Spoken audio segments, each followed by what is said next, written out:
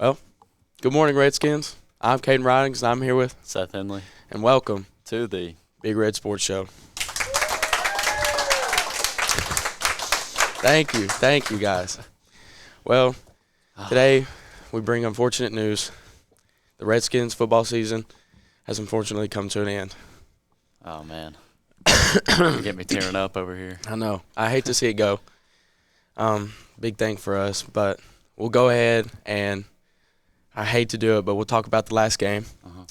Very unfortunate. I would say not a letdown for us because we had a good season, but, we were in a tough situation with, missing some guys. But either way, we still we didn't really execute how we wanted to, and we faced a really good White County team. And I think they showed how good they were, and I think we definitely showed a little fight in that game. But I think we also just kind of, in a way, not beat ourselves, but just kind of, paved our own loss there. Well, just kind of adding on to what you're saying here is we did have some guys out, some key guys. Our leading tackler was out, and our third leading tackler was out as well. And a key young buck named Zay McAllister missed the last game. We had to shift some guys around really quick, and they didn't really know how to do their job. So offensively, we couldn't really get anything going. But one thing that I am proud of, and that is that we went out, and I say we play a pretty good game defensively, even though we had two guys on defense that sat out due to concussion. My man here, he had 15 tackles that game.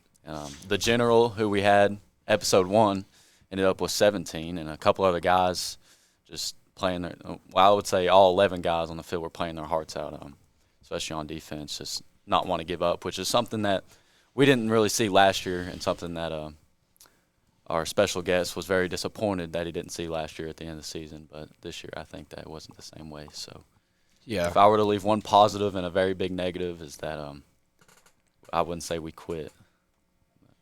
Yeah. I think that was a big thing, all year.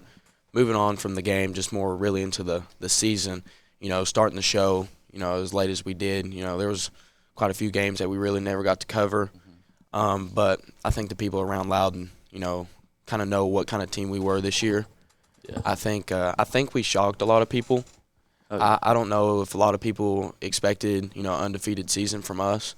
But, that's something I'll never forget. And definitely – outside of football, this is memories I'll have forever. Oh, yeah.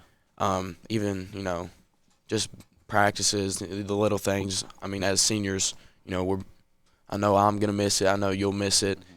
It's just, different things like that. There are so many different things we encountered this season as a team, each game, that just, helped us in ways I never thought like we would need. Just going from facing adversity and, early in the season, like when playing Lenore City, and, and we're facing that adversity all game, and then we still found a way to win. Right. And then I think that helped set us up for the rest of the year because we were just able to, we just channeled to a different level. I just felt like we were able to find a different gear, and I think that allowed us to, move on throughout the rest of the year and always have that grit defensively. I think that was a big thing for us all year was our defense. Oh, yeah. And I think in a lot of games, our defense and that energy in those big games that we won rolled over into offense, and I think that's a big key in a successful team. Yes, we took really big pride in our defense. I think that one thing that was special about this group is that we were senior heavy, and that we were a tight group. We were all good friends, and we kind of came into the season with a chip on our shoulder because, like Caden said, not many people thought that we were going to go undefeated. I mean, even some of the coaches thought we were going to be bad. So we go into every game with a chip on our shoulder. We'd play really tough defense. And when teams like Lenore City would put us in their gym, we didn't like it. Okay, we wanted a locker room. We wanted hospitality. And when we went on the road and they didn't give us that, we didn't like that. Okay, and we ended up going 10-0. Winning the region championship down away at Red Bank on Halloween night. Some of the memories I will never forget, 100%. Definitely, never. Just overall, great season. Just something to always look back on. Oh, yeah. I mean, it's something you never forget it. It's not just the games that we won. It's more just all the extracurriculars, like the pregame meals, the practices, even the walkthroughs, just. Yeah, and I mean, it goes as far as like even just the relationships you build.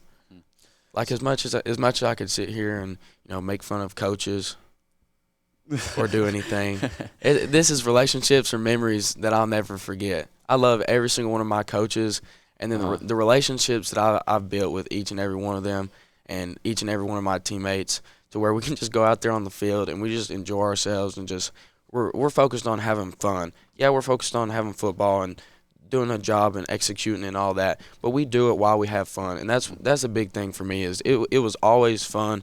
I never felt like a loss of energy or anything like that. And if there was any little thing, I felt like we were really good at always just rallying it back in and bringing it back together. We did a great job of holding each other accountable and reeling it back in, like you said. I think this group, we did it the right way, and that's why we kind of had the season we had. Is that we didn't have much depth this year, but the super talented guys that we did have, we did it the right way. I agree. We were disciplined. We listened to the coach. We weren't back talking all the time. We weren't getting ejected. We didn't have many penalties, I felt like. But yeah. Well, is it that time? I think it's that time. It's the time to introduce the man. It's time. Myth and the legend. Jeff Harig. Come in. Coach Harig. Squeeze by. Backwards. Yeah, there you go. I'm more of a right-hand guy when it comes to having this. Nonetheless, what a honor it is to be on this set. Man, you guys are doing a great job. We're glad to have you. Means a lot. Sure. We got you to come out. We just want to start, we usually do the interview every week, but most of the times it's a player. But with season coming to an end, unfortunately, last week, we wanted to bring you on the show.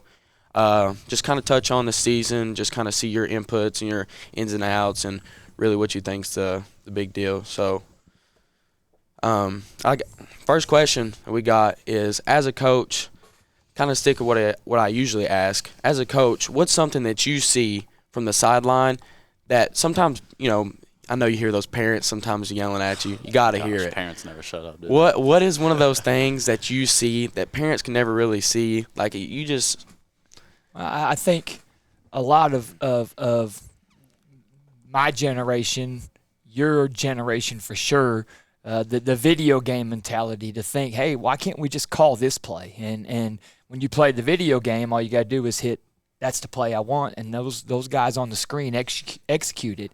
As you guys know, all that we put into practice, and man, some of them dudes up front, they got to be able to run that play. And so when you think of why don't we run this or why don't we run that, because it works in video games, it works on TV, those guys are professionals, the mentality that we can just call a play and it's going to work all of a sudden because it works everywhere else is probably the hardest thing to do. Defensively, you can call stunt and one guy breaks free and makes a play. But on offense, all 11 guys got to work in unison, and one breakdown by one guy can throw it all away. And so I think that's the biggest misconception people in the stands have. I understand.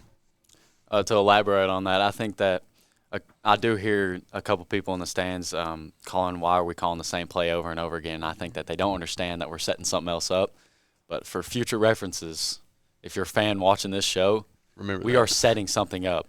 Remember that. We're running the same play on purpose to maybe get a big shot down the field or break a run loose.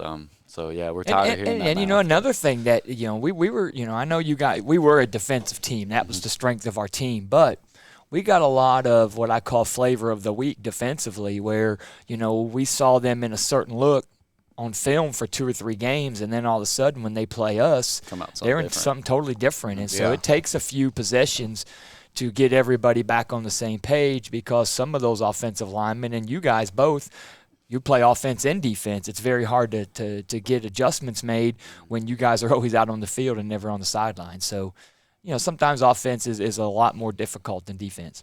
Yeah. Did you expect that from our team? To do what? Did you expect for us to be a defensive team? No. I think, the biggest thing is all 11 guys were strong. We talked a lot about that leading up to the season. We didn't have one great superstar. We were a collective group that when we played together, we were really good. And so defensively, that's what it takes. I've said it before, you do your 1/11th. We had 11 guys willing to do their 1/11th to the best of their ability. And when you put all that together, you have 11 guys playing really, really hard. And we didn't have any weaknesses. There was no weaknesses where they could attack that guy on 3rd and long, anything like that. Everybody just fielded their position and played their job. And so when you don't have no weaknesses, you're going to be strong. And we rode it to 11 straight wins. Okay, Coach. Well, kind of change gears a little bit. This ought to be good. Oh, no. I see that I'm asking each special guest something that they do that in particular before each game. And as long as I've been here, I've seen you do this very strange gesture, I guess you could call it, that you're walking around the locker room with a toothbrush in your mouth, brushing your teeth. Every time. And, every time. I want to ask, how long have you been doing that, man? I mean, you've been coaching for. So, we started having some success, I don't know, as a head coach, I guess, 2005, 6. And so they would come interview you after games or even sometimes in game when it was on TV. And I always just didn't feel fresh. So brushing my teeth gave me a fresh feeling. I could talk to people. I didn't have my cotton dry mouth. So nonetheless, that was a habit I started many years ago, and probably 20 years ago, 15, 20 years ago, and it's worked and been something I do. Even on away games, I got to pack my toothbrush. So Gosh. Even the coaches have superstitions, guys. Yes. How long you been coaching? Like 40? Yeah. You're getting old. I'm getting old. No doubt about it. Okay, another one. Okay. How about, let's see. What are some of the best qualities you think of our team? Like leadership, because I personally think that our leadership improved, from last year to this year. 100%. What's something that you notice as a coach? It's the biggest thing was you all, it's a coach phrase, control the controllables. As a coach, I want guys, whether they're great or not, talent-wise doesn't matter. You want guys that are going to go perform and bring their talents. Whatever that talent is, if I know that they're going to bring it, I can make a plan to make the most of our team. And so you guys as a group, whether it was in the weight room, in the off-season, conditioning sessions, whatever, y'all brought it every time. And so the biggest thing that I always remember is how you all controlled the controllables until we didn't. Last Friday you all were talking about that.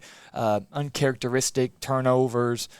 We had some penalties, lack of execution that we didn't really have all year. And so I don't know mentally as a group, was everybody mentally where they needed to be, because for so long we were. Yeah. And so you guys really, really were the epitome of control the controllables. Bring and control what you can, and everything else will take care of itself. Yeah. So last question from me.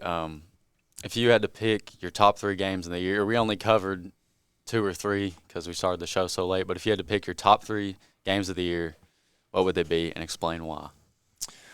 Well, you obviously have to go to the North City game, where I'd already had my post-game speech planned out. Keep your heads up, a lot of season to play. I was going to take whatever Lenore City fans were going to give to me, because it, as we know, had been a while since they won.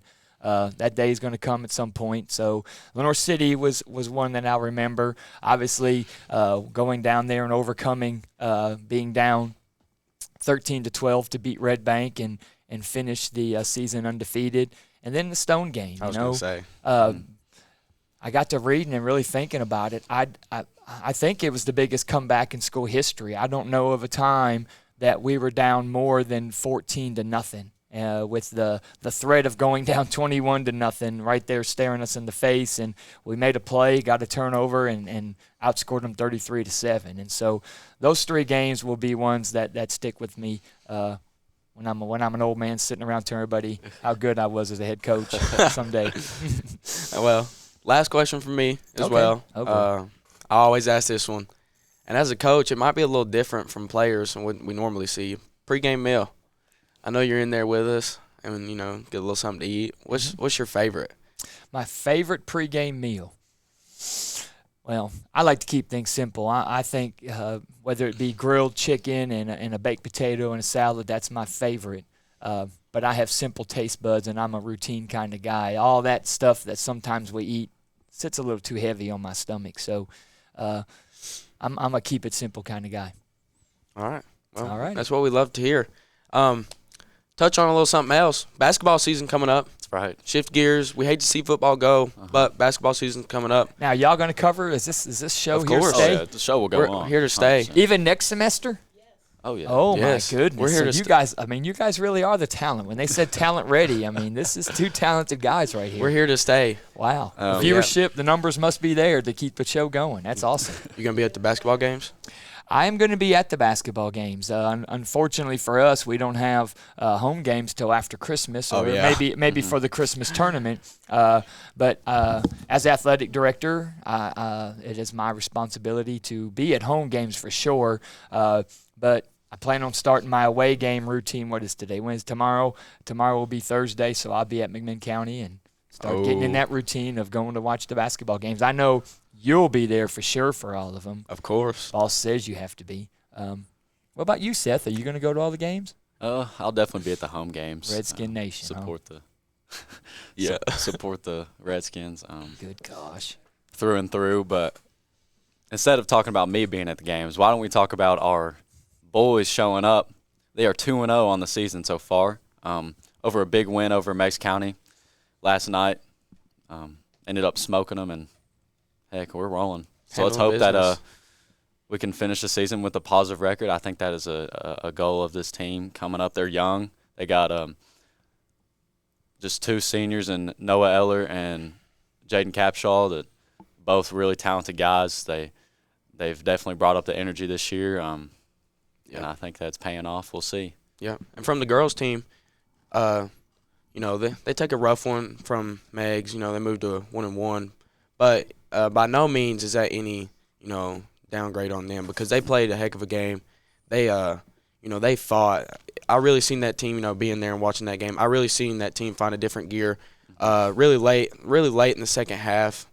They showed a sense of hope, and I think that's something we can look forward to moving in the rest of the show and just seeing what basketball does.